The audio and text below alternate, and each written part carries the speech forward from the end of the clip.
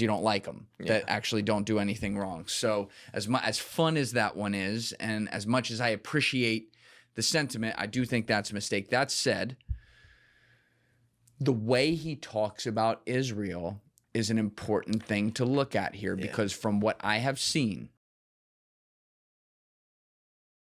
the country and the government, and he can separate the two. Okay? When you see the reaction, and I've told you this for years since we first talked and shit was like woke as fuck, I said the one thing that I adhere to, because it is just the law of physics itself, is that for every action, there's an equal but opposite reaction to create equilibrium. And the worst the force is on an action, the worse the force is on the other side. So no, I don't think people like Nick Fuentes are a good answer.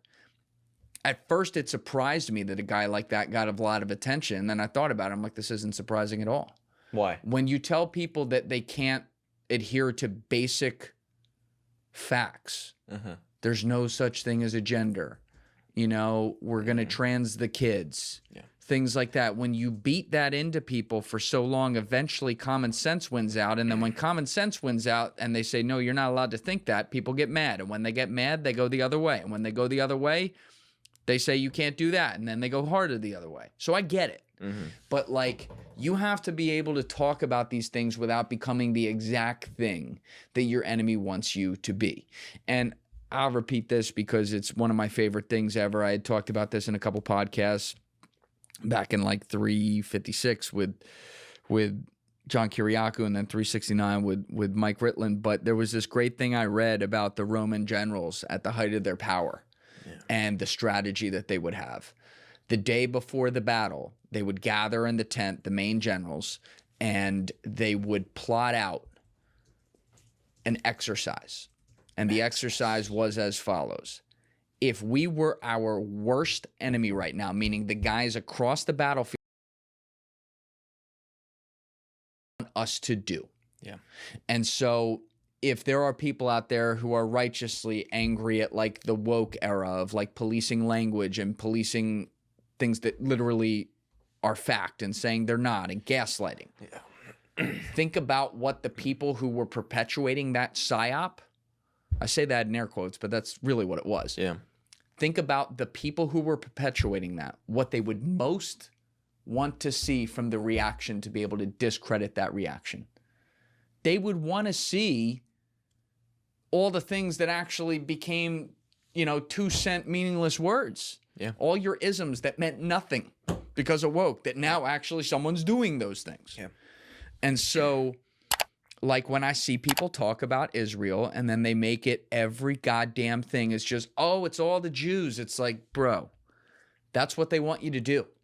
That's what Benjamin Netanyahu, who is a genocidal scumbag, wants you to do. He wants you to make it about all the Jews so that he can say, look, it's just a tale as old as time. It's a bunch of anti-Semites. So when I've seen James Fishback talk about it, and I'm sure he's been labeled an anti-Semite by people because they're just going to do that no matter what, he has done a great job in the limited stuff that I've seen of separating the two. It's a policy about Israel and their actions versus making it about all people, including the diaspora Jewish people who live here.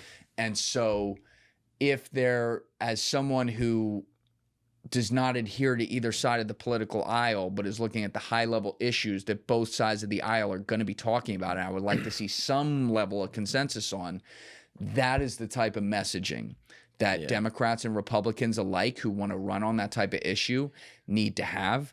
And I think that is why, again, from what I've seen, I like the way that stuff versus what a Dan Bilzerian does. It's just how it is. Well, that's the elephant in the room, and which we're getting into is the topic of Israel. Because if there's one thing that I'm pretty confident 2028 is going to come down to, it's this Israel thing. And when we talk about in the beginning the super elites, and we talk about these two levels, a lot of people, who are informed, Epstein was CIA Mossad, which is of the Israeli intelligence, and now we're discussing things where we're in a war with Iran, where Netanyahu's bombing all the negotiators Apparently, Marco Rubio came out and said, oh, Israel was going to bomb them, so we wanted to bomb them first. We have all these little sprinkles of evidence that are like kind of going back to the Israeli cabinet, the government that's running it there.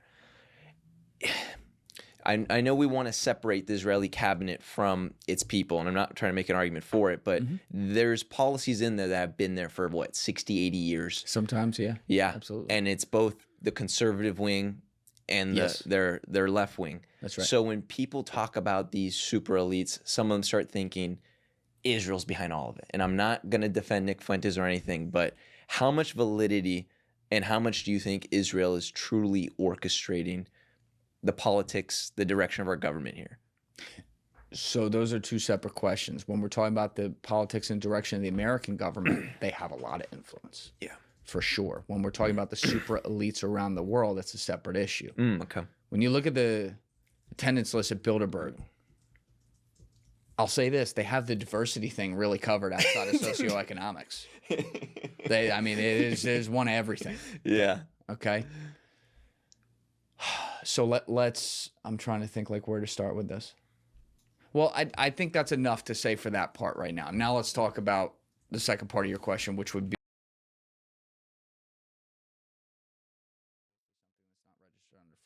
same thing with the Republican Jewish Coalition, same thing with all the pro-Israel organizations that either through, changing the name to make it seem like something else or whatever, influence politicians through money. What is happening to Thomas Massey in Kentucky with all the money against him and his race is unfortunately completely legal.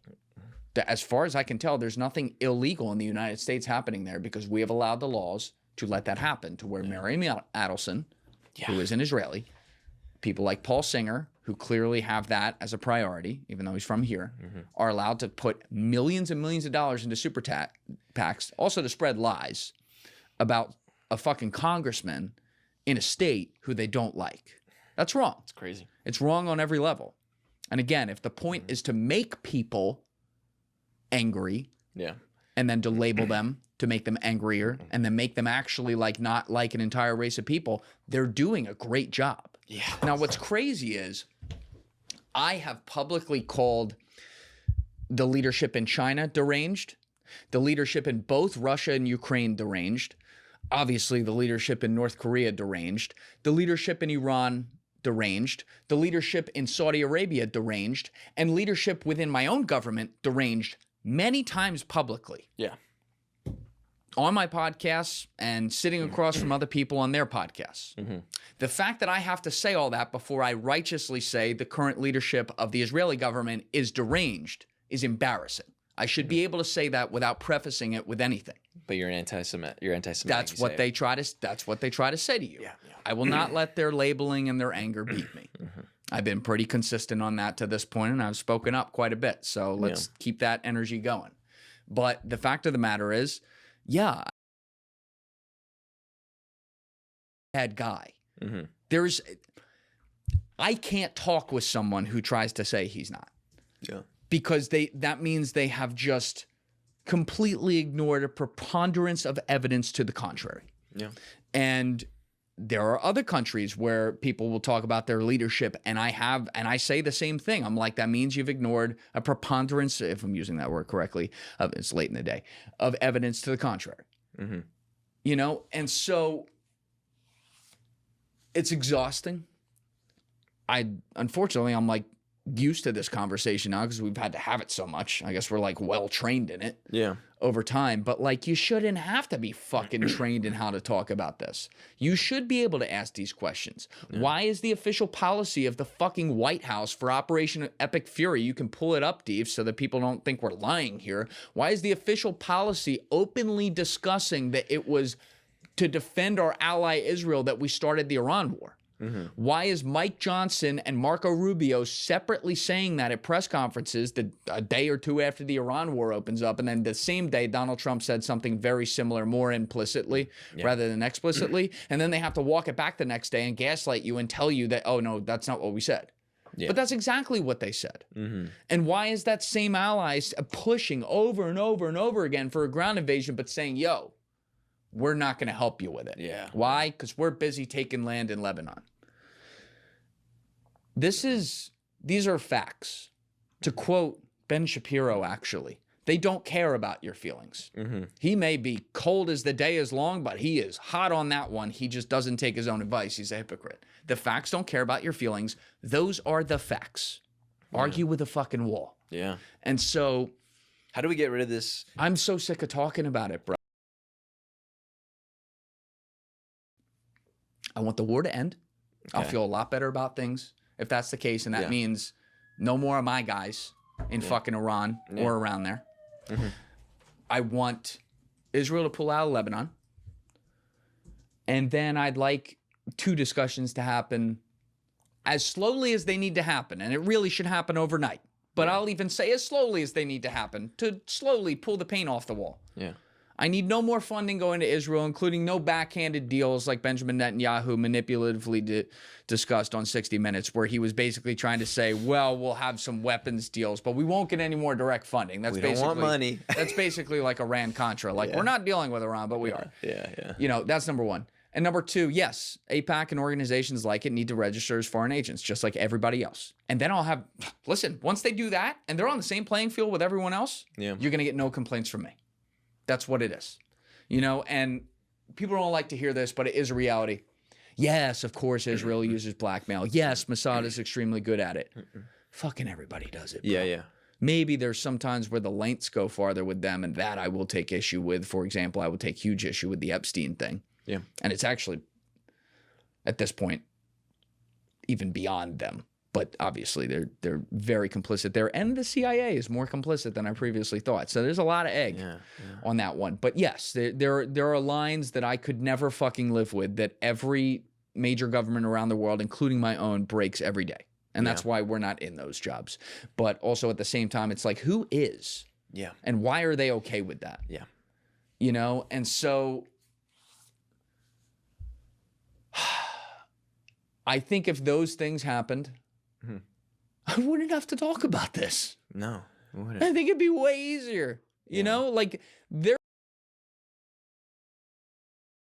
government and their allies, meaning like the people who are loyal to their government, are doing what they're legally allowed to do outside of the espionage stuff, right? That's all illegal. Yeah. Including everything we do. That's all illegal. But I'm saying, like, when you look at things like AIPAC and stuff like that, we legally allow it.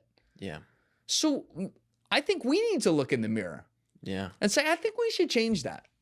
And I think that if people are electing candidates, you should be looking at the primaries on the left and right and saying, hey, again, like you said, we'll have arguments in the future about all these different whatever domestic issues. Yeah. Most of which is just brain damaging to me. Yeah. But like, let's just agree that, you know, these few things, we're all on that same team. Yeah. Like there's that famous clip of Massey a few months ago where he's getting interviewed on a phone in the congressional hallway where they try to like hit him with the gotcha question, and they go, "Sir, what do you think about all the Republicans calling you a rhino?" And he turns to the camera, doesn't even stutter, and he goes, "I voted with Republicans 91% of the time, and the 9% I didn't is when they wanted to fund foreign wars, inflate the budget, and protect billionaire pedophiles." And he walked into the elevator. Yeah. If you are Republican or Democrat and you argue with any 3 of those things, the only one where you can point to some argument on, and your argument sucks, by the way. Yeah. Like, meaning you could pull some evidence on is the foreign wars thing. You could say, well, maybe this one's necessary or whatever. I think our evidence is way better right now on the wars at hand, by the way, to say we shouldn't be in them. That said, you could at least pull some evidence. You cannot pull evidence on the budget thing. We're fucking $40 trillion in debt. You cannot pull evidence on protecting pedophiles, including the people who fund the fucking people in Congress and Senate. And if you don't like that, suck a dick. Yeah. So this gets to the uncomfortable question I want to ask is, and I don't expect you to have, we know Israel's doing this. They're invading Lebanon. You know, they're pushing us into this war. The cabinet wants this. Why do you think the right-wing Israeli cabinet under Netanyahu, why are they doing this? What do you think it is on a very deep level? That's what I'm curious about. Pure spec. Pure spec. Pure spec right here. But this is what I think. So I think about how weird the simulation of the world is all the time, because ironically, I've told this story before, but for context, I was recording a podcast with Joby Warwick, number 134, back in my parents' house in early January 2023. Okay. And a couple hours into that podcast, I forget how it even came up. I made a side comment. And basically, to paraphrase my side comment in what Joby was talking about was, Netanyahu's looking a lot like, from a power dictator perspective, like a Putin. Mm-hmm. And I think Joby even said something like, yeah, no, you can make the argument there. And he continued about whatever point he was making. Okay. I probably shouldn't have even said it. But I really probably shouldn't have even said it because for like the next minute, 30 seconds to a minute while he was talking, it was like the one time in that whole sit down where I actually like wasn't actively listening because I was in my head asking myself, like, did I just talk out of my ass? Yeah. Like, did I just say something that sounds like a fucking tweet I saw in the background? Yeah. Or could I actually, in a court of law, with evidence, go defend what I just said? Yeah. And like in that moment, I was like, no, I talked out of my ass. I don't think I could defend that claim. Like equating Netanyahu from a dictatorial perspective to Putin. Oh. So I was like, I thought about that afterwards. I'm like, you know what? This is actually like a really important part of the world and everything. I should really get educated on this. So without saying anything or talking about it, for the next 10 months, that was my project that year. On him, yeah. About that place in general, about Israel and the history in it. And listen, they're not popular right now. There's a lot going on there in every direction, to be fair. Mass protests happening right now. But I'm saying, like, throughout the history, there's a lot going on. There's a lot of bad they did. There's bad that's occurred from other places. There's things that we don't know what the motivations were. There's things we suspect what the motivations were. It's not an easy, like, it's 100% this. It's not that. But I did that over those 10 months from, like, the perspective of, man, we're really closely allied with these people. And I want to see the good. I probably shouldn't have done that. I probably should have looked at it just strictly like, all right, what are the that's facts? your optimism. I get but it. Yes, that's exactly what it is. And if that's my mistake, then I'll accept that. But one of the things I did was I read Netanyahu's biography, I believe, came out that year. Like it came out early that year, and I read it. Yeah, and I read it because of you. So yes. Continue, yeah. And I finished it 2 weeks before October 7th. And at the end of it, looking back on it, I was completely is a strong word. I was at least somewhat in denial about what I had read. I wanted to believe like, okay, he's got the politician kind of sociopath thing. They all do. Yeah. That's what it is. We already know that. But like, hopefully he's not that bad. And then you remember it, man. Within a few days of October 7th breaking out, because you didn't know shit about this topic at the time. Now you know a lot about it, to your credit. But I was telling you, I'm like, I think I had some rose-colored glasses here. I think I see where this is going. And I think I know what this guy is. And I think this guy just told me for Bond villain type sociopath. And that's exactly what he did. I mean, if you want to go all the way back to how he looked at things when he was still a fucking kid in Cheltenham and outside Philadelphia, the signs are there. Yeah. And I would argue the moment of no return, the pure villain origin story for him was when his brother Yoni was killed in the raid in Entebbe in 1976. I think that was the moment where any humanity that may have existed inside one Benjamin Netanyahu died that day. It was gone. Completely gone. And, I remember October 7th happened, and I was like, holy shit. Like, wow. I accidentally just prepared for this moment the whole year. Turns out I wasn't ready for it that day, to be very clear. Yeah. For sure. You were here for that podcast because we had Mark Turner, nice enough guy. Nothing against Mark, but Mark was previously scheduled to come in here. I had him on a flight he was back in America at the time. I had him on a flight from Chicago to Newark that morning at fucking 6:45. Yeah. And we woke up and the war was breaking out. He was coming here to do a podcast on Ukraine. We ended up doing 2 podcasts, one on October 7th, the other on Ukraine, number 161 and 162. And it was crazy because one of the things Mark did, he's a Scottish, Jewish, U.S. recon Marine. There's a lot going on there. He was born in Scotland. So much going on. Immigrated to the U.S., served in the Marines for 11 years, you know, pro-Israel guy as well because of his Jewish heritage. From the river to the sea. Yeah, literally. And it was that was a real learning moment podcast for me because it was in the moment, instant reaction, hard topic that I happen to know a lot about, but I got a guy who one thing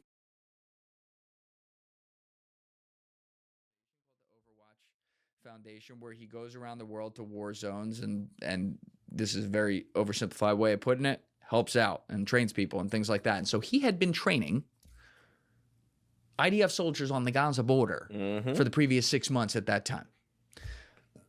So he's sitting here, he's getting crazy videos on WhatsApp that we're seeing. I don't think they've ever been public. And we're like, holy shit. And again, that day before we knew anything as well, like they were attacked. Yeah. And so you're like, naturally and correctly, you feel bad about that. Yeah. There's nothing wrong with that. But it made me very hesitant to push back on any points. And if I could grade myself on that, I would give myself an F- on pushing back on things. I remember like 7 minutes in, he was like, you know, I'm going to get shit for this, but there is no such thing as Palestine. And I was like, oh, really? Why? You know, like today that I would never, ever let that fly. The timing of what happened that day, yes, I think is understandable. Because you're like, but at the same time, you still have a job to do. You do. You want to play, like if I want to play that game, I need to be ready to fucking play. Yes. I don't see Piers Morgan back down from people. People always gave him shit at the beginning for making everyone say, do you condemn the acts of October the 7th? I thought it was kind of funny. But like he had on every side from the very beginning and did an excellent job with that. I do really, I'll stand Piers Morgan on that for sure. He did a way better job than I did that day. I'll tell you that. But like I could see within a few days where it was going and like talking with you, who was like a blank slate, I wasn't like, it's so funny to look back on it. Like, I remember you didn't want to come over the one day on a Friday and you thought we were all going to get shot in Hoboken. And I got my Glock you brought your week. Legally purchased in-state Glock with you, and it was just, I was like a lassie. Like Deep's laughing. Like it's I did. It's gonna be fine. But like I was like, wow, we got a lot to learn here. But you could see what they were doing, and the reason I brought all this up is because one thing you cannot say about a guy like Benjamin Netanyahu is that he's dumb. This is a brilliant man. He is a brilliant man, and anyone who tries to say otherwise, wishful thinking. Never, ever underestimate someone, particularly someone who doesn't have good intentions. And so I looked at the PR campaign right away out of the Israeli government and their supporters around the world, their organizations to support them around the world, from everything from Benjamin Netanyahu to Jonathan Greenblatt. Also not a dumb guy at all. Yeah. And the way I've described it to people is this. It's like the A and B for everything, whether it was a tweet, an appearance on an interview, an appearance on Piers Morgan debating someone, released video officially from the government or from a conference, whatever it might be. If choice A before that person, whether it's Netanyahu or Jonathan Greenblatt or someone else, part of the very pro-Israel cause, if choice A was like not even a good choice of like what they could say or what they could tweet or what they could do in this appearance, if choice A was like, this just won't make things worse. It's not a good choice, but like, if I say this, I at least won't make things worse. Yeah. And then choice B is, this is the worst possible thing I can say to have the opposite effect of what I want. Every single time these people chose choice B. Every Netanyahu after Charlie Kirk gets killed couldn't go 1 minute without saying, "Oh, by the way, we didn't do it." It's terrible. It's like that's the worst possible thing you could say. It looks like projection in many ways. Exactly. Yeah. They would project everything. And I asked myself pretty quickly, probably by the end of October, I was like, did all these people suddenly become retarded? Or is this on purpose? And slowly over time, I didn't get there overnight. But over time, I was like, well, I knew they weren't retarded, but I was thinking maybe the answer's somewhere in the middle there, and I just can't see it yet. Over time, I started to think this is on purpose. This is really like they're trying to make themselves look bad here. And so you ask, why is that? And that's where your question started here before this long tangent. I believe that there is strong evidence. I'm not all the way there yet, but I do believe that there is strong evidence that some of, you know, your Netanyahus and your really, really hardcore Zionist people like that are intentionally trying to foment some sort of like global hatred against Jewish people, meaning they are co-opting Jewish people and trying to speak for an entire race, which is total bullshit, by the way. Yeah. You know, in order to try to drive a lot of those people home so that they can fulfill, you know, some sort of greater Israel prophecy. Okay. And if you don't think that that's a possibility, I would like you to roll the tape and read the words of the Smotriches, the Defense Minister Katz, and other major Israeli officials leading up to, during, and now, and tell me that's not what they're doing. Mm-hmm. They are openly cleansing the area.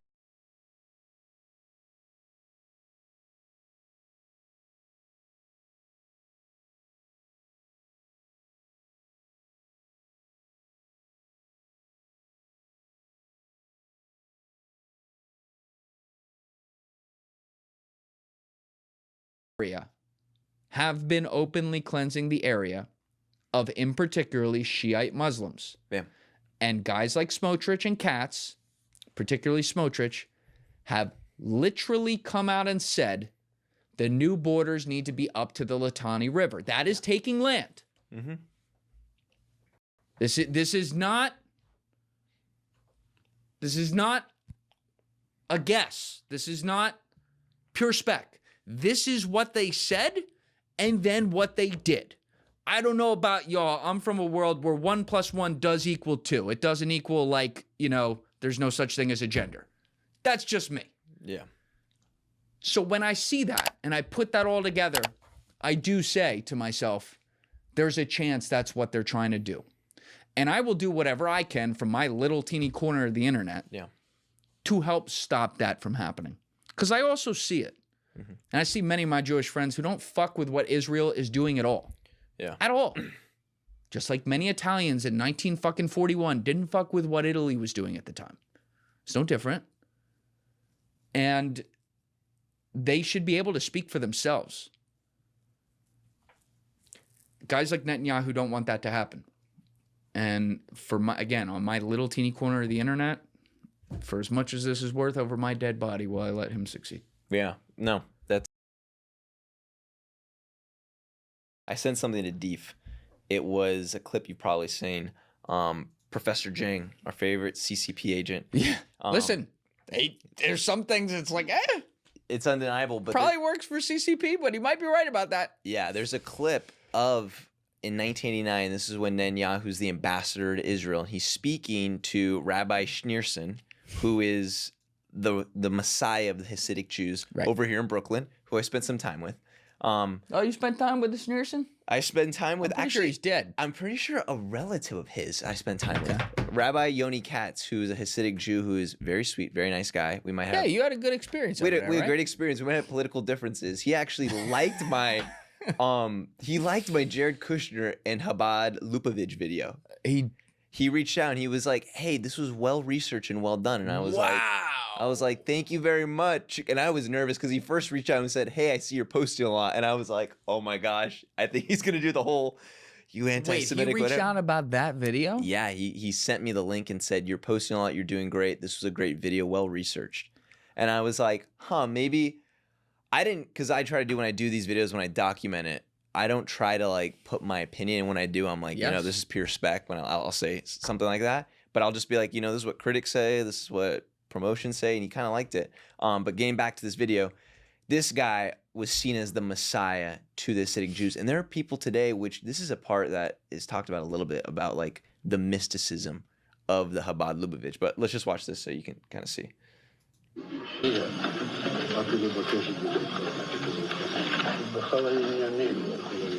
In all areas, both personal and political, it's Netanyahu saying, since we last met, many things have progressed. And he says many things have progressed. He smiles. What has so do something to hasten his coming. Netanyahu, we're doing, he goes, apparently it's not enough. Since many hours have already passed today, he's still not here. But there are still a few hours left in the day. So try still for today. And Netanyahu goes, yes. And he says, good tidings, with joy and happiness. You know that Chassidim are careful to do everything with joy. Okay. And Netanyahu says, yes, good tidings, much success. Okay, so real quick. So that could be something where I think from both reading the book of Netanyahu, he's a secular guy. He's a total atheist. He loves to invoke the Bible whenever he's here telling the Christians, like, it says Genesis 12:36, you bless Israel, Israel will bless you back. You know, that's what Ted Cruz, Mike Huckabee, they all say, and that's a whole nother rabbit hole. And this could be something where Netanyahu is just like, yes, okay, yeah, like that's what you want, yeah, okay, we're doing that, and maybe he's not or whatever. But what we're seeing today, it almost seems like, this was 1989, and here we are in 2026. You've always said this, that governments, CIA, whatever, these people, they look at 20, 30 year, 40 year time spans. Yes. And so this guy's like, let's hasten this, let's make this happen. And maybe Netanyahu's thinking like, there's a project in the works. And like, I don't take that away from the plans because they think in such long term versus we're like, we want this done tomorrow. And this guy that was revered as the Messiah, and even today, like some of them try to do mysticism to try to bring him back because they think he's going to accomplish it. I would laugh at this stuff when this first started, thinking like this whole greater Israel. I'm like, there's no way a cabinet which doesn't have a separation of church and state, which is interesting with Israel. Maybe they do. They're combined. They're pushing such a religious agenda, and what's scary to me to see is how much the U.S., the people here, a lot of people have been duped into believing this. And that argument of the eschatology, the end times, all these things, you see Christians in the South pushing for this, pushing for something like this. The same Christians that Benjamin Netanyahu visited their pastors 40 years ago to create a financial relationship with that he openly brags about in his book. Yeah. You see things like this over and over again. And in my eyes, I'm like, can people not see this? This is, yes, this guy is secular and whatnot, but there are people in the cabinet, because in order for him to win the Knesset, he had to pair up with Ben Gvir and Smotrich.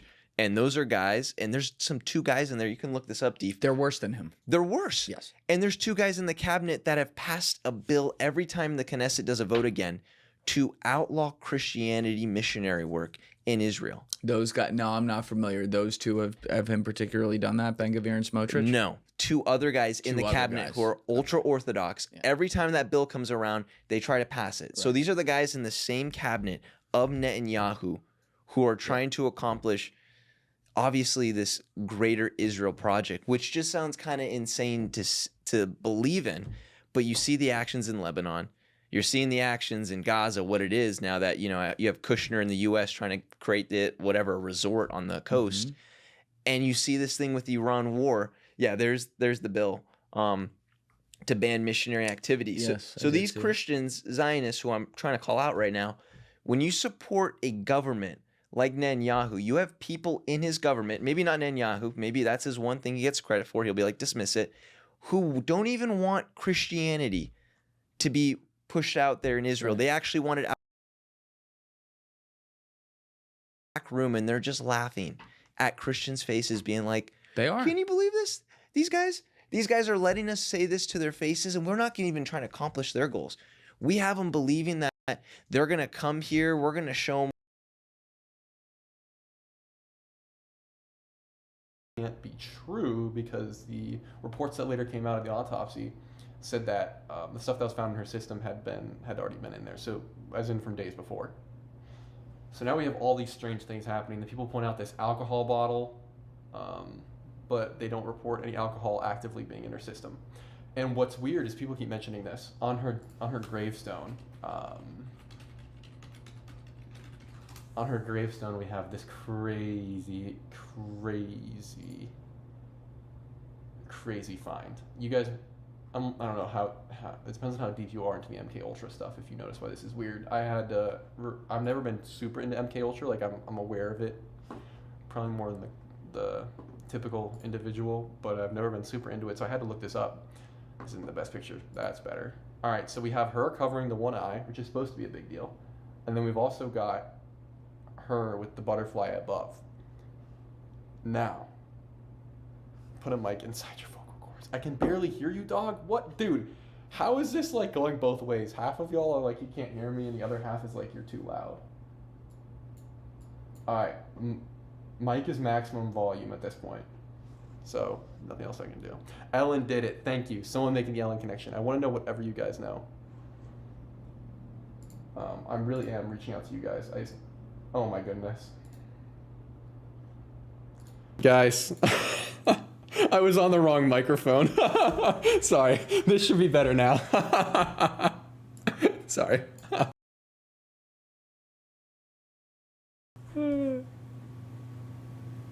That was one of my worst moments right there. You connected speakers. Sorry guys. That should be better now. I'm gonna try and not make it too loud. All right.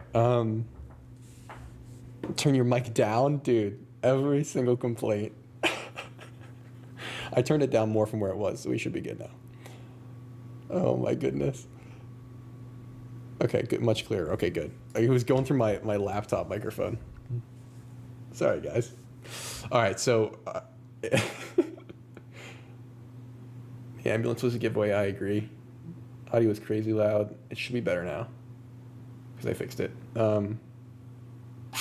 All right, we're gonna stick with this until I hear otherwise because I did turn it down.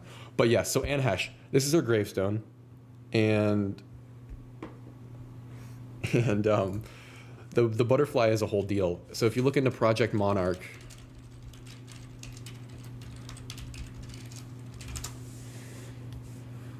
okay, there's gonna be some stuff. Okay, yeah, there you go. The butterfly is the first thing that shows up. It woke up my neighbors. That's hilarious. Historical roots in the National Socialist connection. Have you ever considered doing anything relating to ancient prophecy like that in the scriptures, the Third Temple? Yes, I have thought about doing that stuff, but thank you, Taxes Are Theft. I agree with that name as well. Thank you for the $10, White Zombified. Can you do a conspiracy about Chris Cornell, Chess Bennington, Johnny? Yes, actually, yes. Absolutely. That is part of the plan. So yes, sir. Yes, sir, I can, and thank you for the 10. So I didn't understand the degree in which this butterfly symbology is buried in MK Ultra. So no more, but I wanted to see if there was if there's a more official symbol that they use somewhere, because I'm trying to round out the details that I have, because I'm pretty much almost there for a video. Here we go. You should make a video on Aleister Crowley. That's a good one. Because I wanted to see if there's a reason besides the name where this comes from. Okay, here we go. All right. Subject 8 is being set up as a means to continue present work in the field of LSD at redacted until the 11th of September, ironic, 1954. Some of them are reaching, some are real, yeah. I can't fall asleep to your videos or else the voice over gives me nightmares. Yeah, I've heard Anthony Bourdain was involved. Thank you guys, I appreciate that. This project will include a continuation of a study of the biochemical and neurophysiological. Where's my phone? Someone just texted me. Okay. Aspects of LSD. All right, so I want to see more of specifically Monarch, though. My bad, guys. I can spell. No, I can't. Wait, yeah, I can. Yeah, okay. So throughout the course of history, several accounts have been recorded describing rituals and practices resembling mind control. One of the earliest writings gives reference to the use of occultism to manipulate the mind can be found Found in the Egyptian Book of the Dead is a compilation of rituals heavily studied by today's secret societies, which describes methods of torture, intimidation, etc., etc. Other events use black magic, sorcery. Honestly, the LSD is just our contemporary version, the government's version of these ancient rituals. Okay, I'm gonna skip over the Mengele because there's so much other information there. Here, the Soviet connection. And the desire, what I thought is interesting is there's so much media that where Jesus is going to return. We don't even believe in that. Yeah. And it just, and to me, it just seems like they're mocking them to their faces. And I'm like, more Christians should be frustrated about this. They should be pissed and being like, this move to support him is absolutely crazy. And I don't know why I brought it up other than I just wanted to talk about it and get your thoughts, because this idea of a religious movement pushing this greater Israel project and Netanyahu kind of coinciding with and wanting it. I'm like, it's kind of weird that a secular guy wants this, but at the same time, that greater Israel project has reached some preliminary steps. No, it's wild to watch video of Netanyahu with Schneerson, because Netanyahu, I'll give him this, I don't think he discriminates against any religion. He finds all belief in God and a higher power. As far as I can tell from his book, argue with me in the comments on this, I would describe it as he finds it ridiculous. Mm-hmm. He's an atheist. Mm-hmm. Like you said, he loves invoking it when it's politically useful for him to do it, including with his own people. Mm-hmm. Right there, he's doing it with Schneerson. Yes, we'll help you get the Messiah. Yes, we'll help you with that. Yeah, okay. Good tidings. Yeah, right. No, total good tidings to you as well. Thank you, Rabbi Schneerson. He probably walks out of there like, what a fucking moron. Yeah, you know? Probably. And so, yeah, listen. I was talking with someone recently who is an outsider, who's very not pro the current Israeli government, who, in speaking out against some things, told me that when had spoken out against these things related to Israel, they received a lot of phone calls from people in the Knesset saying, thank you. How can we help? And when this person would suggest that one of the ways to help is to, without, obviously, like, they didn't know a lot about, neither do I, about exactly like the day-to-day process of the Knesset and stuff. I don't want to pretend in any way to be an expert on that, and clearly this person wasn't either. But they were suggesting that, you know, bring X, Y, and Z bills forward, say this at your next opportunity to speak in Knesset, and all the people were like, we can't do that. Which some people out there might hear that and say, oh, that's cowardly. I didn't, in discussing it with them, you know, I didn't take it that way. I took it as there is there's a rabid dog in the room, and the other dogs, you know, it's a zombie, and the other dogs are powerless to kill it. Yeah. And so they're just trying to survive.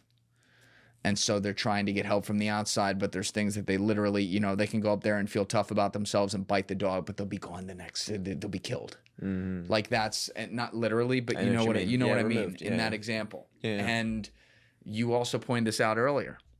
In the summer leading up to October 7th, that nation, Israel, was on the brink of civil unrest. People were in the streets against the minority elected government of Benjamin Netanyahu for the constitutional powers he tried to strip from the judicial system for his own gains.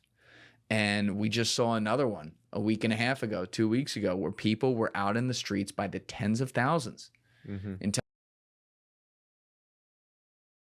Good for them, man. Yeah. You know, and that's when I look at people. I don't want to call out people who are on the ground who obviously have brought some good exposure to this stuff. So I'm going to stay away with names in these examples. But you see people who go over to Israel and get some of the citizens, man on the street, on record, saying awful things. Yeah. And those are real. Those people are real. They're not like paid actors, and they are saying those things. Yeah. You don't see all the people that don't say those things, though, too. You know, I'm not sitting here and saying like, oh, your average Israeli person just loves every person in Palestine. I'm not saying that. There's definitely there's variety. There's dislike across the board in a lot of ways, and it's a tough situation. But like, no, they're not all saying we should fucking nuke the place. There actually are people over there with humanity, the ones who get the voice and the ones who are giving the power, including in the media, like on the talking head media, are the people who don't speak like that. And they speak in what I would describe as fully monstrous, inhumane ways. Yeah. And support policies that can then bring about those things. And that's wrong. A lot of times you'll see these nasty reports, though, about Netanyahu and the government coming from Israeli publications, though. Yeah. And they don't get credit for that, and they should. Good for them. Keep doing it. You know, and so I never, with anything, like to throw the baby out with the bathwater. And I'll die on that hill with anyone and anything. And there's been times in my career where we talk about certain issues, and it's like I think I fell short in you know, even just like the way you describe it, right? And the way you talk about something or generalize things. And I really try not to do that, but I have. And this is like the issue of the moment right now. And it's been a long fucking moment and it's still going on. And so if I'm going to try get it right and get the temperature right so that there's not collateral damage in ways that there shouldn't be. Yeah. And this is where it doesn't make sense to me, knowing Trump. You've told me this. I know this. Most people know this. He follows the polls. He knows what's going on. He knows how people are responding to him. He's addicted to all of them. He likes to know how well he's doing. And his polls are record lows. Literally the other day, he said, are you concerned about people's financial well-being or whatever? I don't think about it at all. He doesn't think about it at all. Insane. But he's saying these things so blatantly. And I'm like, look, whether you like Trump or not, he got himself into office. He's a clever dude at times. He's smart. He's doing so many things that are operating so differently from the previous Trump term, I would even say. Yep. That make no sense in whatever way that you saw last time. You were like, my neighbor, this is actually a great story. I was going for a walk with my dog Cora, and my neighbor comes up and he was pacing. And I was just like, hey, bro, Juan, what's going on? Puerto Rican guy. And he just was ripped. He was like, I need to talk to someone about this. And I was like, what's going on? He's like, I just retired 4 years ago. I just voted for this dumbass president, his words. And gas is now up another $1. The stock market's out of control. He's like, I'm about to have to go get another job. And I retired 5 years ago. And he's like, I can't keep doing this. What the hell is he doing? He's like, I'm talking to my family. He's losing us. He's lost us at this point, honestly. Those were his words. And I'm like, damn, this is a guy that had an F Joe Biden flag flying around when I went down there. An F Joe Biden. And here he is, livid, pissed off. And I'm like, Trump, this is your base right here. This was a MAGA guy, not afraid to show how much he loves you. I think he had the hat at one point, wearing around MAGA hat. Never was. And it's obvious we can be like, he's going against the promises, whatever.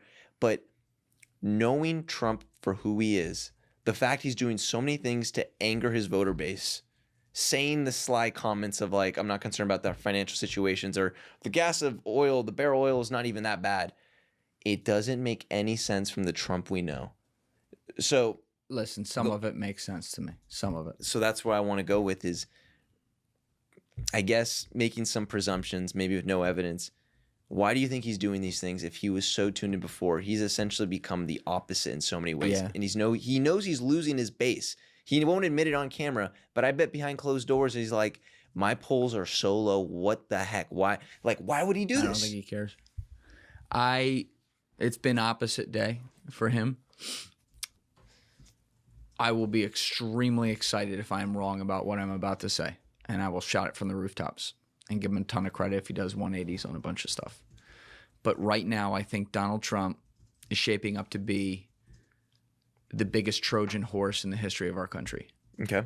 He is openly allied and inviting in the full-blown surveillance state, down to the fucking FISA laws. Forget even Palantir and all that. He is hobnobbing with the elites and protecting them, including the most insane elite pedophile ring to ever exist that we know of. You know, he is sticking a middle finger not in the face, but straight up the ass of people like Juan and his base of everyday Americans who supported him and believed that, you know, he was going to have their back. He not only does it with his policies, he does it with his verbiage. He's always been off the cuff with verbiage and says dumb shit. Years ago, he would never in a million years have said. Yeah. In fact, he would have said the complete opposite. And what none of this does, objectively speaking, is suddenly now rewrite history and say, therefore, Joe Biden was a good president. Kamala Harris was a good candidate. No, hold two thoughts at the same time. Yes. They were terrible too. Yes. For different reasons, for the most part. But, like, they were terrible too. The idea was that, well, they tried to indict Trump. They tried to kill Trump. They tried to cancel him off the internet. You know, he must be better. And I will never, ever talk down to someone for making that decision at the ballot box. That's not fair. They're going off what they could see. Yeah. And what they could see, I understand why they felt that way. So I have a guy like Juan, anyone shaming him or people like him for voting for Trump, fuck you. He made the best decision with the information he had at the time. And maybe he has different political opinions than you out there who don't like that he did that, but that's what it is. That's called America. You can't control what these people do. And the level of lies that Donald Trump has told, Biden wasn't alive enough to tell this many lies. I think he probably would have. He definitely told a lot of lies, but I don't even think he knew what was going on. His administration certainly did. Yeah. These are different kinds of lies. They're lies nonetheless. And I'm just, you know, I'm disgusted by it. I don't have another word for it. I don't even know what to think of it. Brain aneurysm? Yeah. That, or something, like figuratively, not literally, that he's having, and suddenly he's going to wake up tomorrow and at least be like, all right, you know, let's pull the gas prices down, get out of Iran, stop doing bullshit. Yeah. And like, not even be good, just don't be bad. Like, I'm not even saying like suddenly go be great as a president. I would love you to be. But like, just don't be a fucking train wreck. He's a train wreck.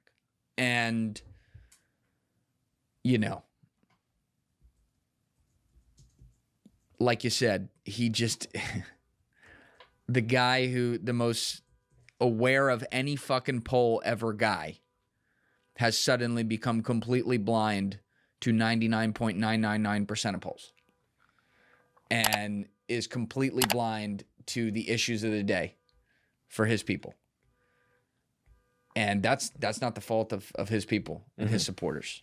So I listen, I hate political shaming of all kinds. Yeah. Yes, there are cringy people on the left and the right, on the far ends, that are kind of fun to make fun of and always have been. But I'm saying, like, for the majority of people who are not in the back, you know, 5% on either side, who invariably make a decision in an election one way or the other, the political shaming of them having to be held to every fucking decision that person then makes is wrong. That's not American. And I'm never going to do that. But yeah, just like you critique every president, you're going to critique the shit out of this guy right now. Yeah.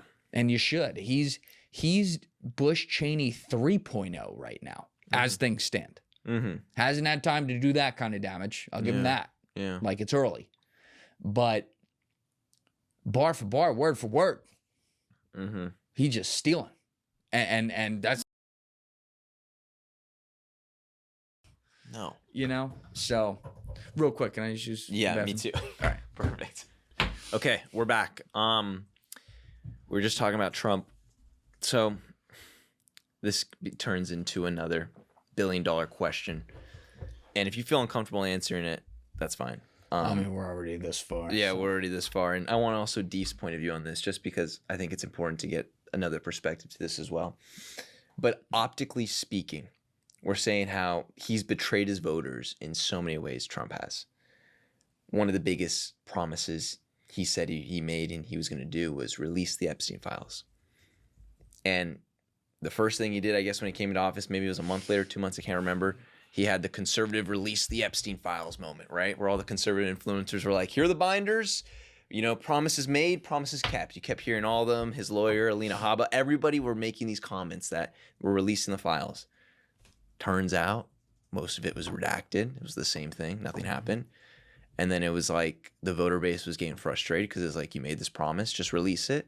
You had Pam Bondi, who's now gone, who said, there's 3 million files on my desk. You know, I'll release it tomorrow. Nothing happens. And then we get the Democrat House Committee to release some files. And then we had the big batch, which was in January 28th, if I remember correctly, release another huge batch with the 2-hour interview with Steve Bannon. And it just seemed like we were pulling teeth to get these files released that he promised to do. And he kept waving it off, being like, there's no Epstein files, or not that there's no Epstein files, but who cares about this Epstein guy? Let's move on. Who cares? So optically speaking, you see all these points of evidence where he's refusing to release it, or begrudgingly, I think it's cabinet speaking on behalf of him, being like, we're not doing this, we're not doing that, with Pam Bondi, Todd Blanche now, and we can't get the rest of the files. Can you see when people say, this guy looks like he's being blackmailed by Israel and is in the files? Can you see that they might have a point there? Absolutely. Yeah. Yeah, so he's the sitting president. And that does, whether people like it or not, this is how I look at this stuff.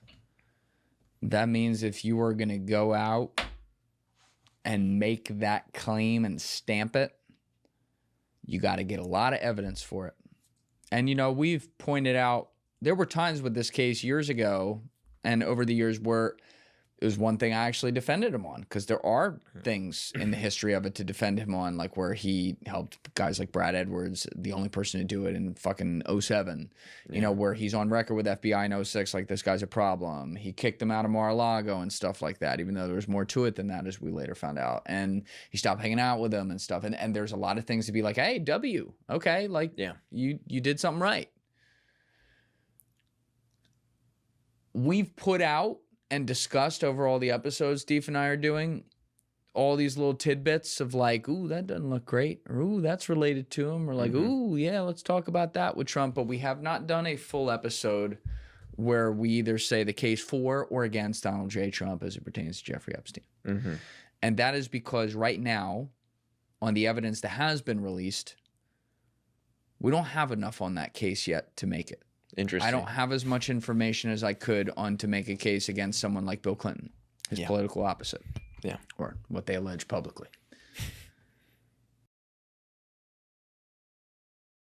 I have no choice but to believe he's guilty of something. As an opinion. Pure spec.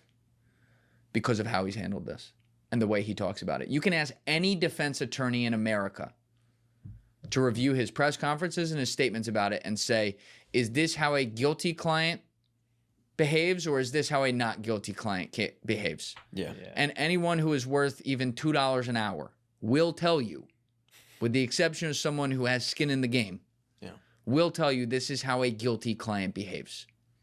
It's like If I Did It by O.J. Simpson type vibes. Yeah. And to see him piss in the face of not just his base, but this is something fucking anyone who's even slightly aware of this agrees on, saying we want it, and say it's a hoax and you're not getting it, go fuck yourself. And then they try to say he's the most transparent of all the administrations ever. And to be clear, Deep laughs. He's right to laugh. But like, to be clear, every administration's covered it up for the last 5 administrations. Let's not just blame him on that. I'll give Donald Trump that. And yes, he has released more than any administration previously. I will also give him that. But he Streisand affected it. Because he's like, all right, here's your fucking slop. By the way, it's really bad. It's not just slop. Yeah. But yeah, no. We're not going to release that other stuff. Oh, you passed a bill about that? Fuck you. We're not releasing that. Yeah. And he gets away with it.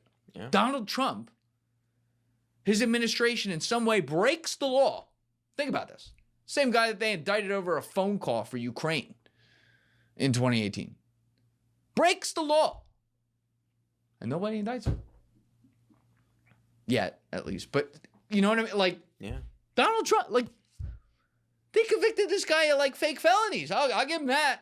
That shit wasn't real. This same guy. Yeah. I tell you. They're all complicit. Mm-hmm. All of them. Yeah. If you're a Democrat or a Republican listening, it don't matter. It's all of them. Yeah. And so, yeah, I can't make a full case yet on the evidence, but there's a lot of evidence we're missing. Yeah. And I feel like I would probably, based on how he's behaving, it seems like I'd be able to cook him. Yeah. If I had it. And if I do get it, sitting president or no sitting president, he's going to get cooked. Yeah, it doesn't matter. Deep, that's kind of hard to follow up, but what do you think? On top of that. No, I mean, like, to Julian's point, I agree. I started imagining a public defender with the baggiest pants you've ever seen and, like, shoes that are 2 sizes too big. I feel like even him, he'd be like, yeah, no, he's guilty. It's all good, man. Yeah, no, like, even worse. Like, even worse public defender. His suit is 3 sizes too big. No, but yeah, man, I can't, like, make the case, you know, definitively, but, you know, pure spec. Yeah, dude. I'm even just saying, like, I just think of, like, people I know in my own life. Like, I was gonna ask, like, what is this? Like, do you know? Have you ever met a liar? You know, like, it's like, yeah, he seems guilty as shit, but, you know. Yeah, don't sue me. Pure spec. Yeah, pure spec. We don't have it yet. We don't have the thing yet. Yeah. You know. And there's been some claims about settled stuff. Like there was one, but it was Jeffrey Epstein's estate after his death settling it. Yeah. So if there were anyone else's name on that besides Donald Trump, I'd have to sit here and settle in something without him knowing where his name happens to be on it. So I can't assume guilt there, whether it's Bill Clinton or Donald Trump or someone you never heard of. Yeah. So I have to give that, not like leeway, but you have to give like that legal opening on stuff like that. We don't have the thing where it's like here, place, time, there. Whoa, something. Yeah. For sure. And there's people out there who would argue and say there are some things that are that, and I welcome those arguments. Yeah. But I hope he's not guilty of anything. I think genuinely. Yeah. And whether you hate him or love him, the guy's the president of the United States, and the look that it would be for him to be guilty of anything, as Howard Lutnick would say, untoward. Oh gosh. In this case, is that the repercussions of that are just insane, and so, you know, that kind of is what it is right now. But for him to try to say it's nothing and all that, it's like, what do you have to hide? And like you hear Marjorie Taylor Greene, who he turned on, which is just wild. Which I was just gonna literally bring up. When you hear her recall that conversation where he said friends of mine are gonna get hurt, it reminds me of the vibes of when someone calls up and says, hey, I need some advice. A friend of mine, you know, ran into, and you know, the person on the other end eventually says, is that friend of ours on the phone with us right now? And they're like, no. That's the vibes I get. Like, yeah, my friends are going to get... Your friends? Yeah. Or are you your friend? You know, who's... Last I checked, one thing about Donald Trump, you know, this is what it is. This ain't the guy who's not getting on the lifeboat to get off the Titanic and saying, you know, I think I'll stay on. Let's save everyone. He's getting in that fucking boat. 100%. All right. The guy's just... And suddenly he cares about his friends? Come on. Once he called it a Democratic hoax, I'm like, he did. Even Marco Rubio, AIPAC Marco. Yeah. Did you see his face during that? Like, I mean, dude, that's like... And that kind of frustrated me too a little bit, because you see like that whole like QAnon crowd. Mm-hmm. You had people like, you know, straight up conduct an insurrection.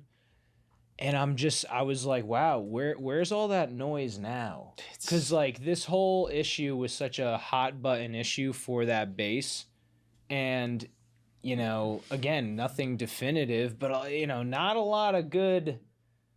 Looks like a duck, quacks like a duck going on. You know, so it's yeah. I'll give credit though. There are people I've seen online who were like hardcore everything that MAGA says or Trump says we're on board with, who are like, fuck this. Yeah. And I do want to give credit to those people. The ones who haven't left it, it's like, well, at this point, I think you're in a cult.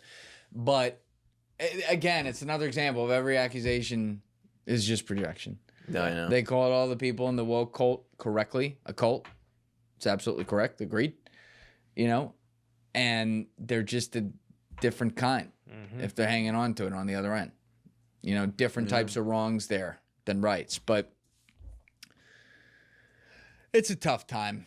Yeah, that's why I'm disgusted with even the senators and Congress leaders who are in the Republican, even Democrats, who are just complicit because they had every opportunity.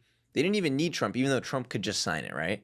They could have voted together in unison to vote for it. And like you only had Thomas Macy, I guess Marjorie Taylor Greene, credit to her, and now she's no longer in office, and some other people, Ro Khanna, and just said whatever Trump says we'll do, and it's like, so there's no line for you. The human trafficking thing, kids being messed with, that's not the red line for you. Interesting. No. That's disgusting. And the people that are like, hey, hate the man, love his policies, you know, it's like, do you? Yeah. You fill your gas tank? You love that policy? Yeah. And if you're a Democrat liberal, you know, to you guys, like CNN, all those people on the left, you could be harping on Epstein every single day about him. But you don't really see that. Yeah, I don't have to drive to work every day like people. But so I don't have to drive like that much. I mean, shit, Deef uses my car more than I do. But like like when I have to take a drive down to Philly or something. Yeah. You know, this is a gas tank kind of drive. I just filled my tank like 3 days ago, and I was like, wow. Oh yeah, it's no good. Okay. This is peak Biden numbers again. Oh, it's Biden times 1.5. Yeah. As soon as I get a friend in California sending me over $6, I'm like, oh no, it's happening. My parents have $7. They've told me all. Oh, it's insane. Yeah, it's, you know, and like you already pointed out, for him, Donald Trump to come out and say, I don't think it's like he did the Don Draper meme. I don't think about you at all. Yeah. He did that to like all of America. Yeah. With that. And then he repeated it. So it wasn't just like it was an instant reaction. It was a 31-second clip in total, I believe. Yeah. The last 23 seconds are him answering, something like that. He said it, and then he repeated, yeah, so I don't think about them at all. Yeah. Iran can't have a nuclear weapon. Okay. All right, BB. Yeah. You keep I mean, you know, you're saying the same things that dude's been saying for 30-some years. And you now have successfully psyop. There are people who legitimately believe that out there. Which is crazy, because they're not. But like, if we invaded every place around the world that was like our enemy, as far as like how they